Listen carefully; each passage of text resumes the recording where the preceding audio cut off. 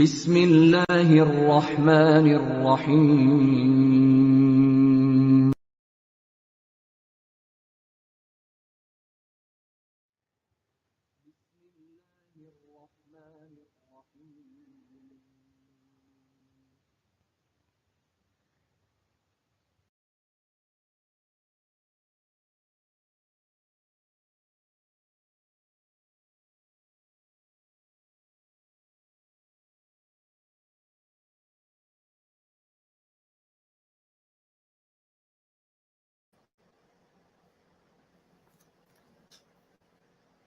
Assalamu alaikum.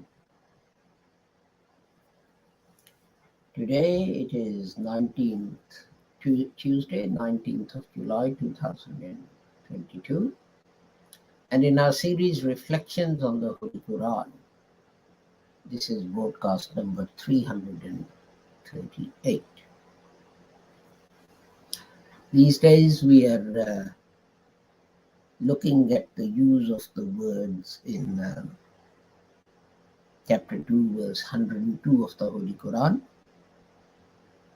And this is our 19th broadcast in that series. These broadcasts are brought to you courtesy of LASER, Lahore Ahmadiyya School of Education in Religion, which is a department, a branch of Ahmadiyya Nishad Islam or the Lahore Ahmadiyya movement, etc. The Ahmadiyya movement was established by Hazrat Mirza Ghulam Ahmad Sahib Rahmatullah Alayh. And his teaching was that although other people say that after the Holy Prophet Muhammad another prophet will come, this cannot be correct because the Holy Quran says that the Holy Prophet Muhammad sallallahu alaihi wasallam is Khatamun Nabiyyin. And the Holy Prophet sallam himself explained this expression by saying, La Nabi Abadi, no prophet after me. So now no prophet can come, whether it's an old prophet or a new prophet or any kind of prophet. And Hazrat Mirza Ghulam Ahmad said that he had appeared in accordance with the hadith known as Hadith Mujaddid, and for 1300 years Mujaddids have been coming to reform Muslim thinking from time to time.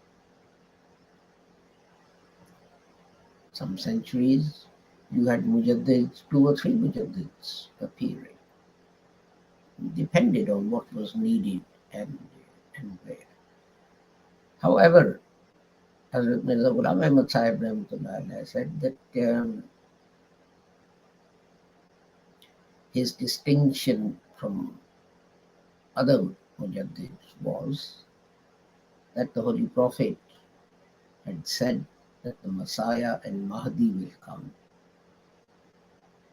And he was the Mujaddid who was called the Messiah and Mahdi in other ahadith of the Holy Prophet.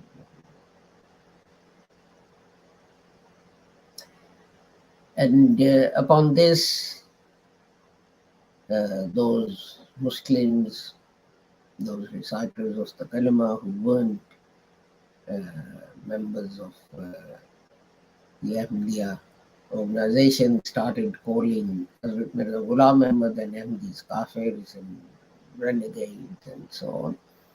Upon which Hazrat Mirza Ghulam Ahmad Sahib pointed out that Muslims should desist from this because the Holy Prophet forbade this practice. Holy Prophet Muhammad sallallahu alaihi wasallam said that if one reciter of the kalima says to another reciter of the kalima that you are not a Muslim, then it is the person saying it who's the heretic. This edict, this verdict of heresy returns and falls upon the person uttering it. The Holy Prophet Muhammad was so strict in this matter.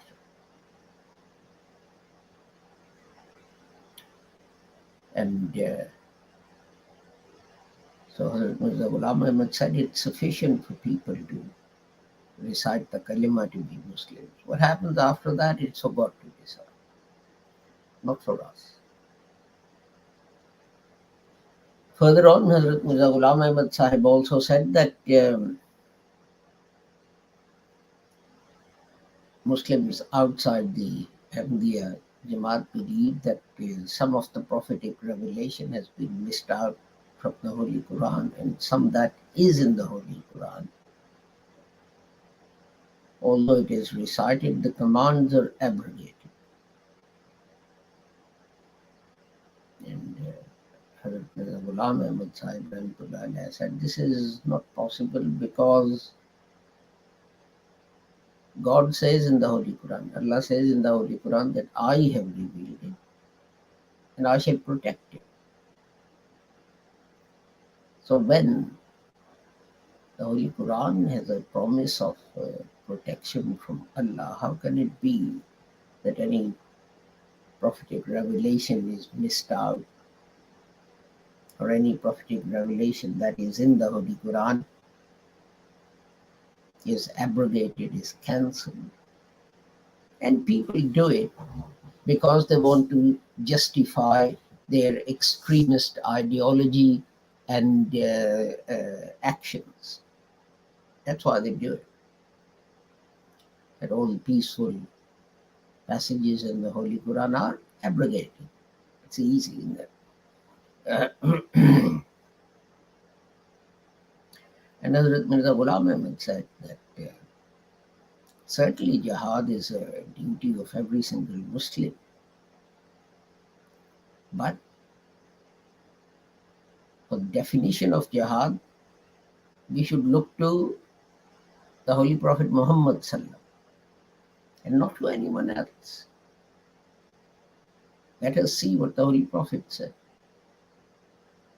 The Holy Prophet said, when returning from fighting, that Muslims are returning from the minor jihad to the major jihad.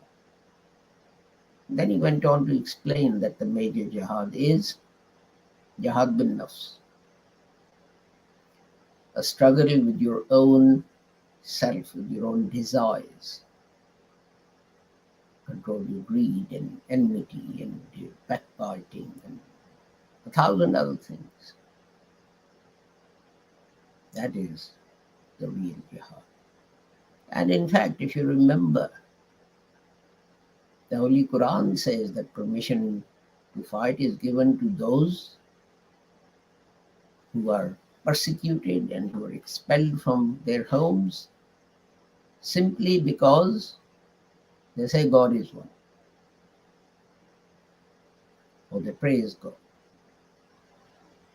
But it goes on to say that if God hadn't raised Muslims, then churches and synagogues and mosques and other places where Allah's name is glorified would have been raised up. So this permission to fight is given to defend freedom of religion, because it says, mentions by name churches and synagogues, mosques, and then uses a general term, all those places where Allah's name is glorified. So that is what a jihad is. It's a Muslim's duty to defend everyone's right to worship, to preach, to propagate whatever they believe to be the truth. Okay, so let's turn to the Holy Quran. As I explain every time, because it's quite a long passage, I will only recite the phrase which has the words that we are going to look at. أعوذ بالله من الشيطان الرجيم بسم الله الرحمن الرحيم ويتعلمون ما يضرهم ولا ينفعهم, and they learn that which harms them and profits them not. We are going to look at wala and yanfa'uhum today.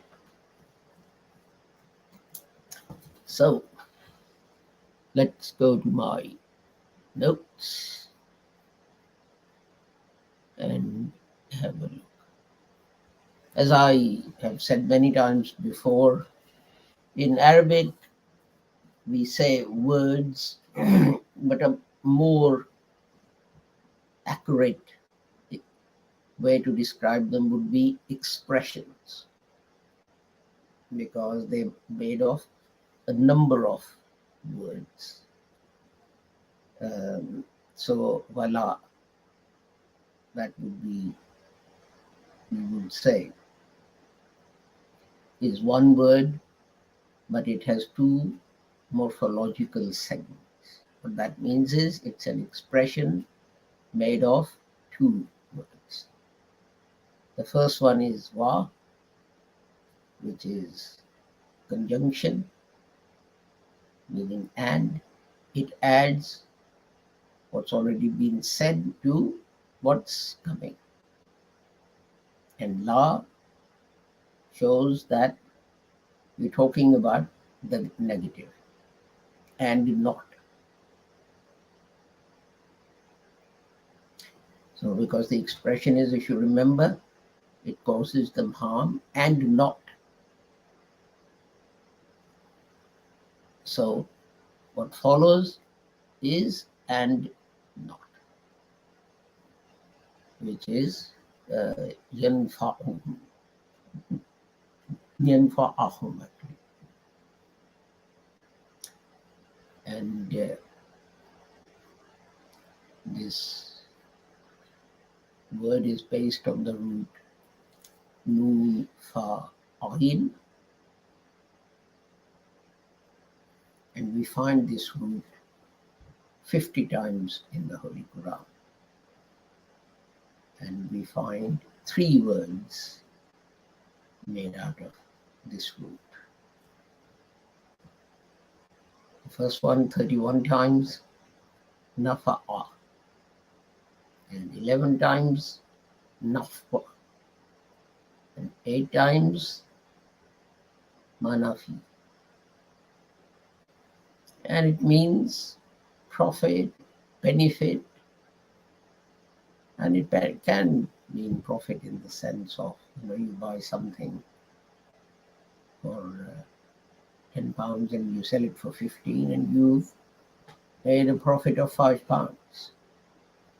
You benefited from that trade to that extent. So here in this verse, wala yanfa'uhum, wala, and not profits them. So in another place it says tanfa'uha shafa'atun walahum yunfarun, will benefit from it. Benefits them, benefit from it, benefits you, benefits him, etc. And some of these forms change. For example, yanfa'uhu, it says benefits him. Yanfa'ukum, benefits you. Yanfa'uhum, profits them. Actually, la yanfa'uhum, profits them not. So you can see that by adding something, kum or u or whom, we make it benefits you, benefits him, benefits them. So the pronoun gets added to the end of it. And another word based on that, وَمَنَافَعُ. Now, munafa is a word of Urdu which means profit in the sense of money. The example I gave, that you buy something for 10 pounds and sell it for 15, etc. So in general, if we take an-naf'u, that applies to everything which acts as a conduit, as a way to khair. Khair means good. So directly it helps you get to goodness, acts as a path to you getting to goodness. And of course, its antonym, its opposite is dar. Those are harm. So, as chapter 25, verse 3 says, وَلَا يَمْلِكُونَ لِأَنفُسِهِمْ دَرًّا وَلَا نَفْعًا. And they don't control anything. They don't control harm or good for them. And then chapter 7, verse 188, it says, قُلْ لَا أَمْلِكُ لِنَفْسِي نَفْعًا وَلَا ضَرًّا. Announce, tell them that it's not in my hands. It's not my, I do not control profit and loss, harm and good.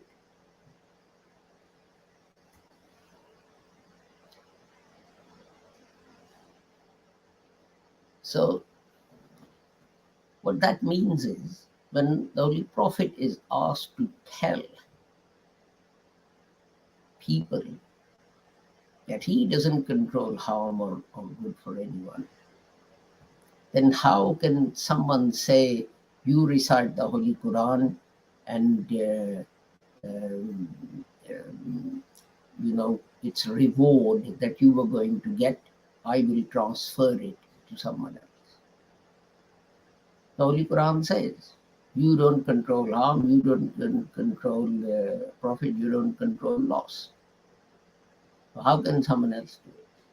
But we have this common thing, especially when someone dies, people gather around and they recite the Holy Quran, unfortunately not knowing what they're actually reading. And after a certain amount of time, the religious leader in charge, the Imam or the Maulvi Sahib, he says, well, 500 Qurans have been recited, now let us raise our hands so I can transfer the blessings that all of you would have got for reciting the Holy Quran to the deceased. Well, this is a clear violation of this verse of the Holy Quran that I have just recited. And then chapter 60 verse 3, the Holy Quran says, لَن تَنَفَعْكُمْ أَرْحَامُكُمْ وَلَا أَوْلَادُكُمْ. And all these contacts you made and you make and your relationships, marry your daughter to XYZ because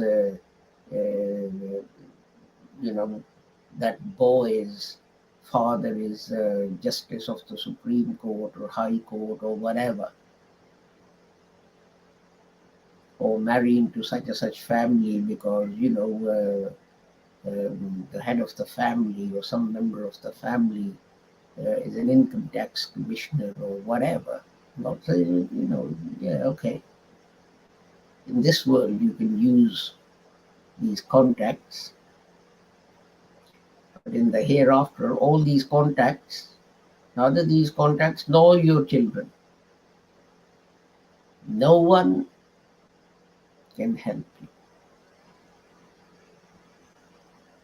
And then God says in another place, chapter 34, verse 23, وَلَا تَنْفَعُ الشَّفَاعَةُ. And no one can intercede on another person's behalf for God, or in God. That is, for each person is the good of what he has done. In this life, we make contacts. I must have this person as a contact in case I need medical treatment, and I should have that person as a contact in case I need legal advice, and I should have someone else as a contact because of something else. And God says, these contacts, they're not going to help you. If you're stopped by the police for speeding in some countries, you have influential people on speed dial on your mobile phone, and you press a button and you speak to XYZ, the Inspector General of Police or the High Court judge or whatever else, and then hand the phone to the policeman who stopped you for speeding, and this person has a word with the policeman, and the policeman says, "Oh, okay, I'm letting you off in the warning, don't do it again." This will not happen in the hereafter. No one will be able to intercede on your behalf. God says in chapter 34, verse 23. As far as God is concerned, it's simply your deeds that will count. Nothing else will count. It doesn't matter how many contacts you make and how many influential people you know. You will have to account for your own deeds. And if you can't account for them, then you will be punished. God says that, people think that we can learn these magic incantations and phrases and so on and recite them and blow at our enemies, and our enemies will be destroyed, or the girl we are in love with, who doesn't pay us any attention, will fall in love with us, and so on. God says, none of them is going to happen. And you're doing yourself harm, damage. Well, for a start, is psychological damage. Because what you're doing is this. You're saying, well, I don't have to do anything positive. I know this magic formula. And I'm going to recite it. And everything's going to be fine. So, as I said in the Urdu part of this lecture, let's do an experiment. Let the whole of the Muslim Ummah get together on a particular day and then agree on some magic incantation, or maybe even a number of them. 10,000 say they'll recite this one, and 10,000 say they'll recite some other incantation, and 10,000 say, or 100,000 or a million, some other one. Let's do that one Saturday or Sunday. Across the world, recite these magic formulas and pray to God that Jerusalem is returned to the Muslims and a Palestinian state is created. Is anyone going to take me up on this? Can anyone guess if this will work? Of course it won't work. Or if you don't want to experiment with something so extreme, let's experiment with something else, get a magic incantation or whatever, and let's all get together and pray that Allah solves the political instability in Pakistan, or Allah solves the economic crisis in Pakistan. Let's do it the whole of a Sunday or a Saturday or whatever, Friday, and see whether 24 hours after we've done that, or 48 hours, or 1 week, or 2 weeks, or 1 month, or 2 months, or 3 months, or 1 year, any of Pakistan's problems are solved. There wouldn't be. And God says, by doing these things, by falling into these traps, you are harming yourselves. They're not going to give you any profit. They're not going to benefit from these things. There is only one, just one method, and that is hard work and sacrifice. Nothing else will make you successful. So with that, I take my leave of you with the prayer that whoever you are and wherever you may be, that Allah keeps the whole of humanity safe and sound and free from harm. Assalamu alaikum, Khuda Hafiz, and goodbye.